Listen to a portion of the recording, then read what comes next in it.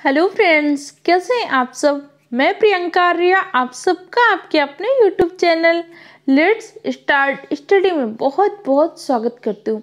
अगर शिक्षक बनना आपका सपना है तो इस वीडियो को स्किप मत करना, क्योंकि आप सबको पता है कि सीडीपी की मास्टर क्लास चल रही है, जिसमें हम सीडीपी को पूरा बेसिक लेवल से मॉडरेट लेवल तक डिस्कस करेंगे।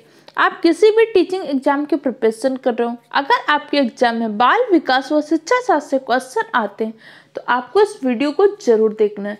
चाहे आप सीटेट की, किसी भी स्टेट के टेट की, केवीएस की, सुपर टेट की या किसी भी टीचिंग एग्जाम की प्रिपरेशन कर रहे हो, ये सीडीपी आपके लिए बहुत ही हेल्पफुल होगी। और आपको क्या करना है, कॉपी पेन लेके बैठना है ताकि हर एक इम्पॉर्टेंट पॉइंट के नोट्स बना सकें और उसका रेगुलर वे पे रिवीजन करना है। बहुत ज़्यादा मेहनत करनी है।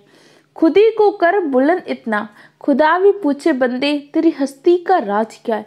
ये जो टाइम है, इस टाइम को यूटिलाइज करिए, इतनी मेहनत करिए कि अपनी कलम से आप अपनी किस्मत को लिख सकें। तो चलिए स्टार्ट करते हैं। जैसे कि आप सबको पता है कि इससे पहले हमने सबसे पहले पढ़ा था कि मनोविज्ञान क्या होती है, मनोविज्ञान का विकास क्रम क्या रहा, कैसे मनोविज्ञान को आत्मा का विज्ञान, फिर उसे मन मस्तिष्क का विज्ञान, चेतना का विज्ञान, उसके बाद उसे व्यवहार का विज्ञान माना गया।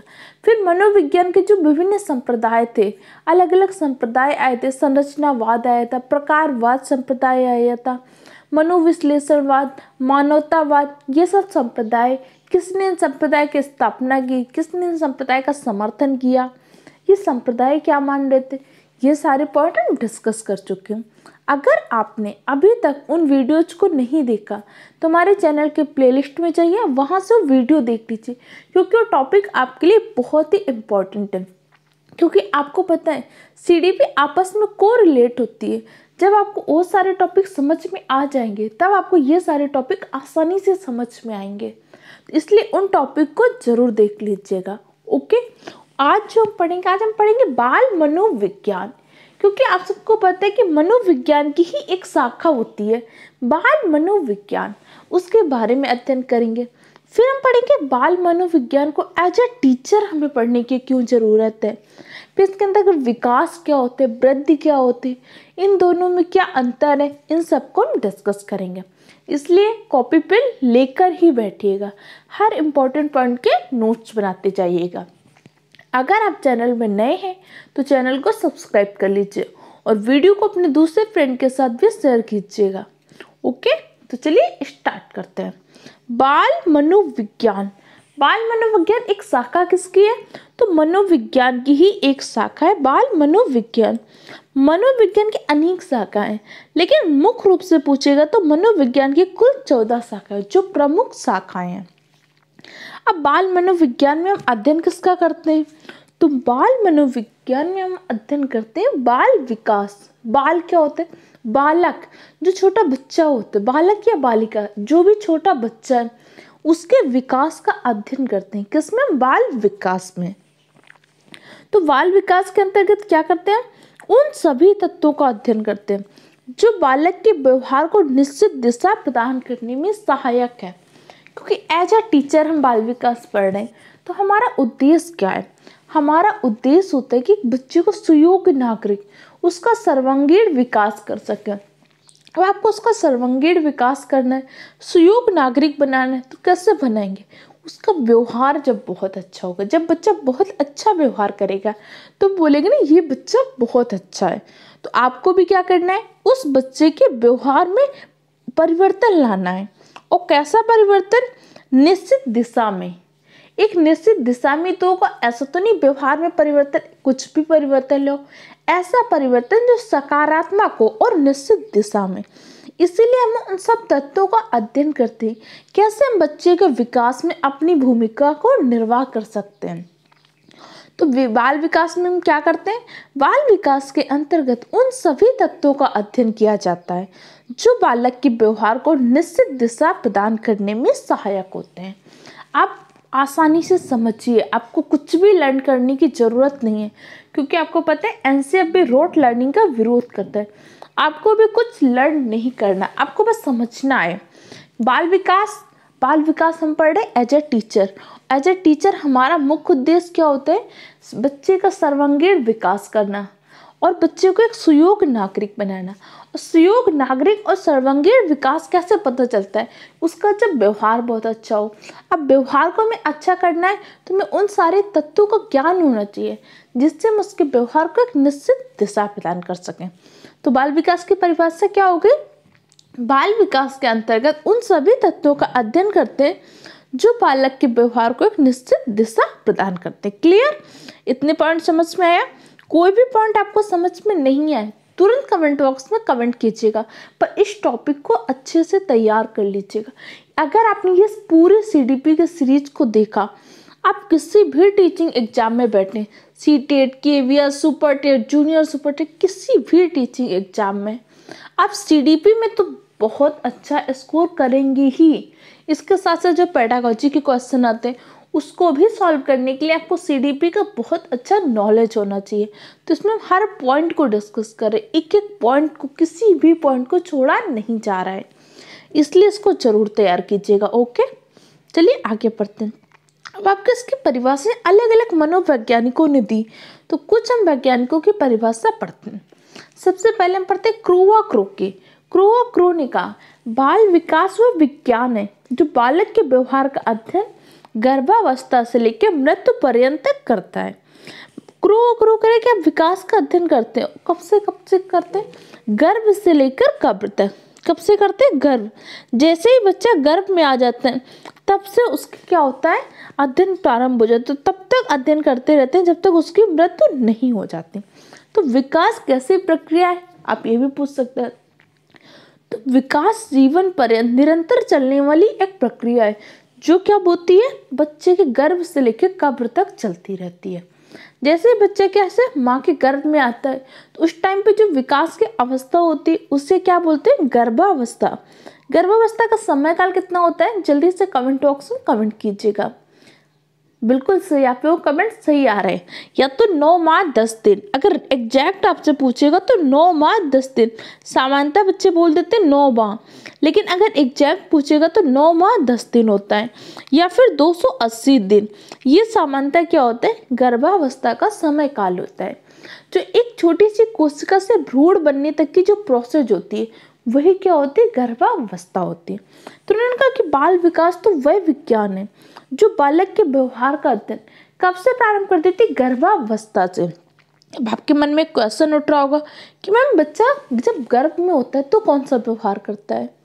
जब बच्चा गर्भ में होता है तो भी वो बिहेव करता है।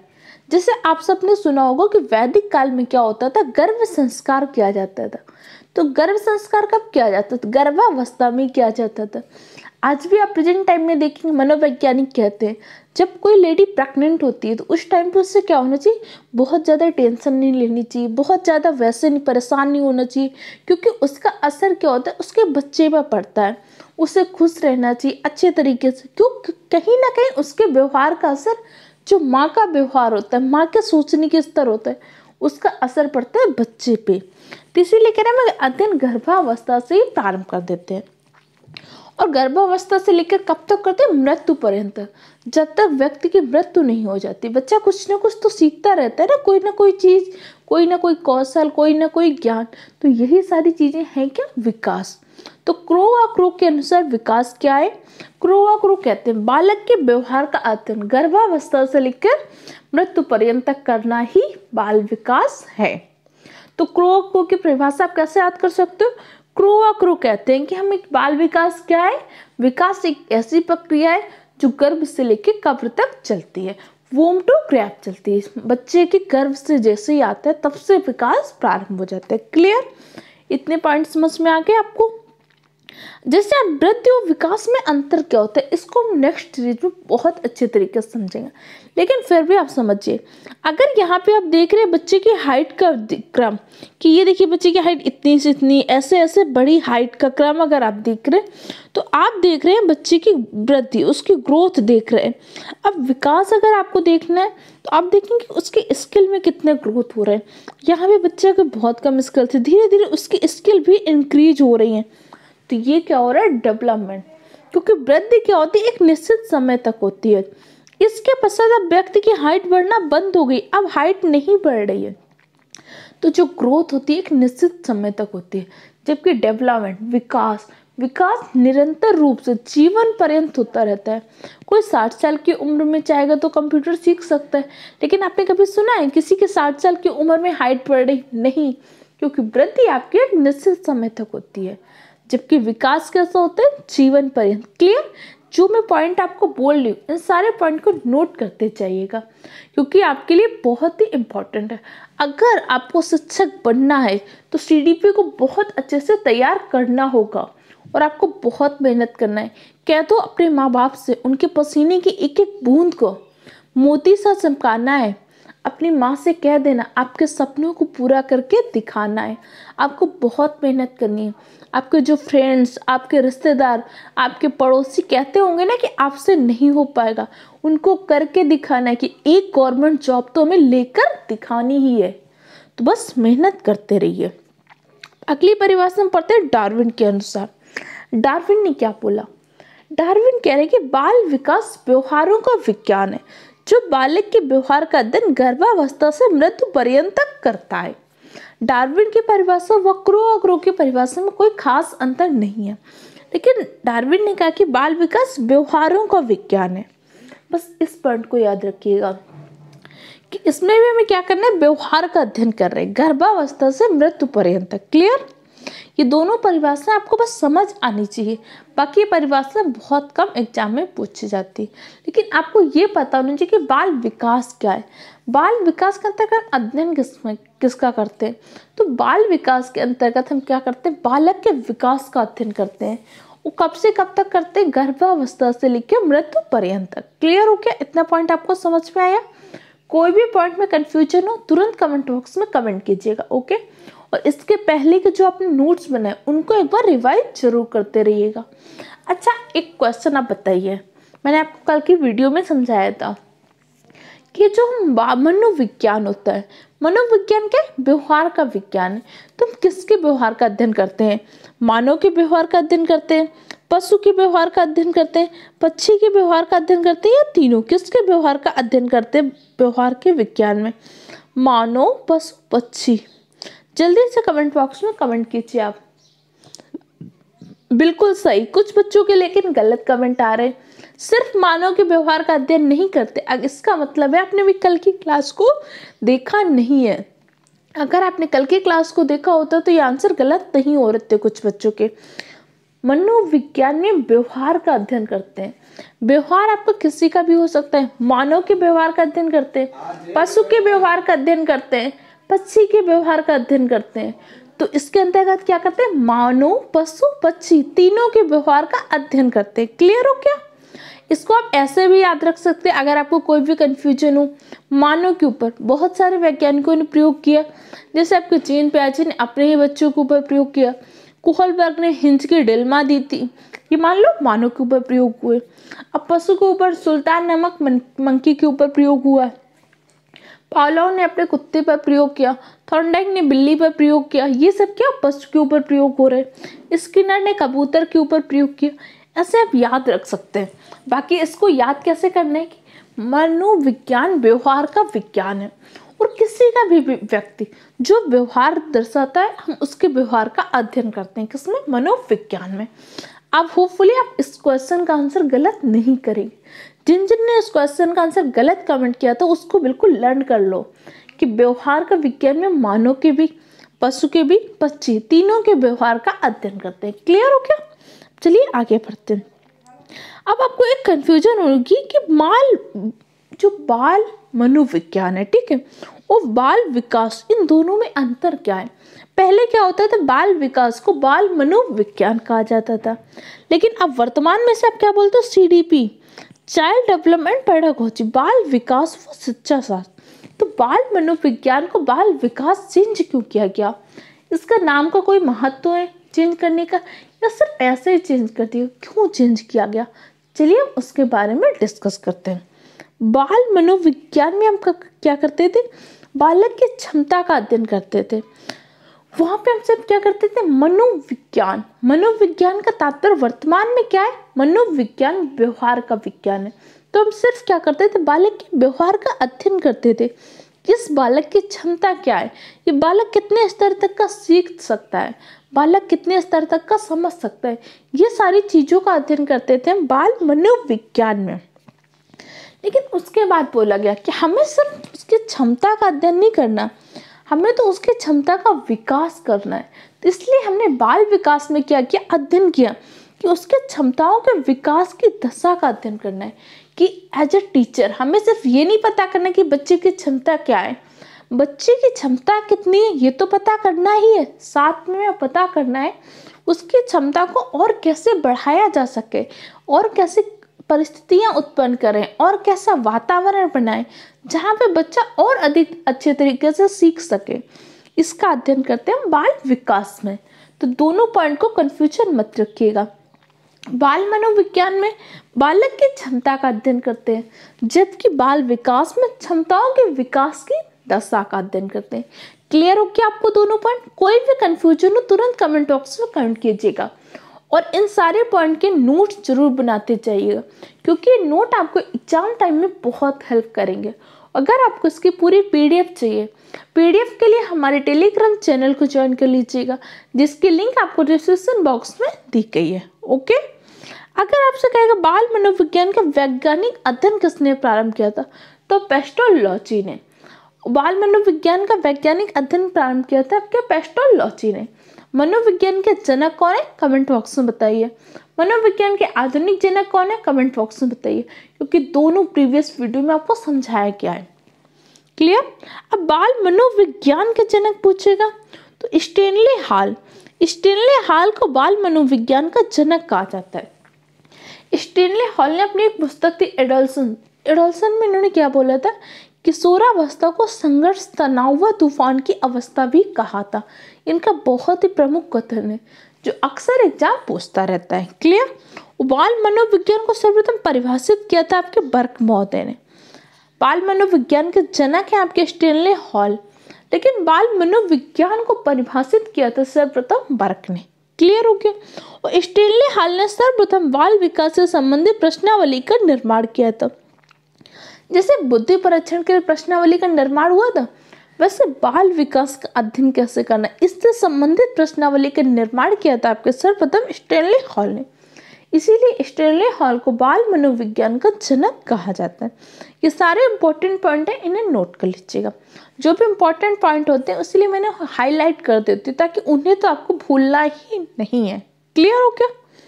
अब आपको ये तो समझ में आया कि बाल मनोविज्ञान क्या है, बाल मनोविज्ञान को वर्तमान में बाल विकास क्यों कहते हैं, प्रमुख मनोवैज्ञानिकों ने इसकी क्या परिभाषा दी। इतना आपको समझ में आ गया? इसमें कोई कंफ्यूजन हो तो तुरंत कमेंट बॉक्स में कमेंट कीजिए। नहीं तो आगे हम पढ़ते हैं, बाल विकास के अध्ययन की आवश्यकता क्यों है। एज ए टीचर आप बाल विकास क्यों पढ़ रहे हैं, आप सीडीपी क्यों पढ़ रहे हैं? क्योंकि आपको पता है कि आपको प्राइमरी और जूनियर के बच्चों को तो सीडीपी एज अ सब्जेक्ट पढ़ाना ही नहीं है। जब एज अ सब्जेक्ट हमें सीडीपी पढ़ानी नहीं है तो फिर हम पढ़ क्यों रहे हैं? कोई ना कोई तो उद्देश्य होगा कि हमारे सिलेबस में सीडीपी को शामिल किया गया, तो क्या उद्देश्य है, चलिए उसके बारे में जानते हैं। देखो, एज ए टीचर हमें क्या करना है, एज ए टीचर हमारा उद्देश्य होता है कि बच्चे का सर्वांगीण विकास करना है, बच्चे को एक सुयोग्य नागरिक बनाना है। तो उसके लिए हमारे क्या होंगे, कुछ लक्ष्य होंगे, कुछ उद्देश्य होंगे, और हमारे पास कुछ ज्ञान होगा, तभी तो हम ऐसा कर सकते हैं ना। तो सबसे पहले क्या, बालक की मनोरचना के बारे में जानना। एज ए टीचर जब आपको बच्चे को सिखाना है तो सबसे पहले आपको क्या होना चाहिए, उसकी मनोरचना, उसकी जानना चाहिए, उसका मन कैसे सोचता है, वो कैसे बेहतर तरीके से सीख सकता है। इसलिए बाल विकास के दौरान बालक की मनोरचना के बारे में जानते हैं।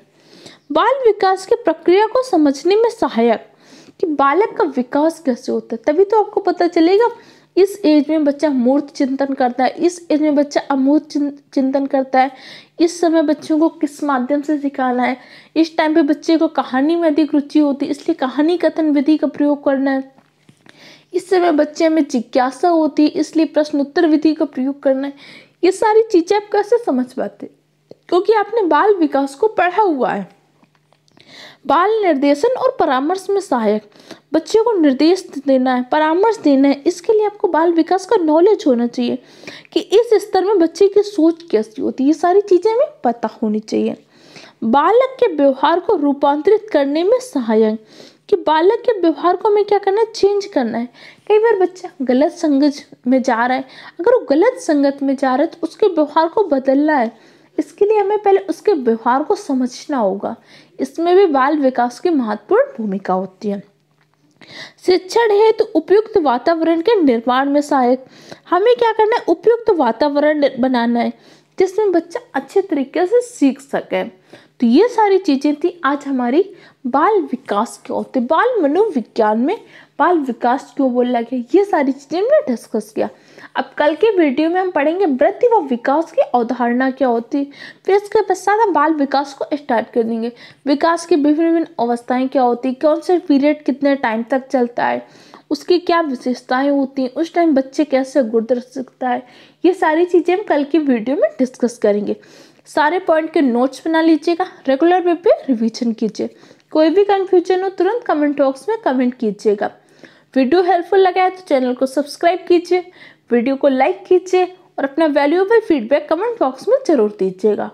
Okay friend, thank you for the watching my video.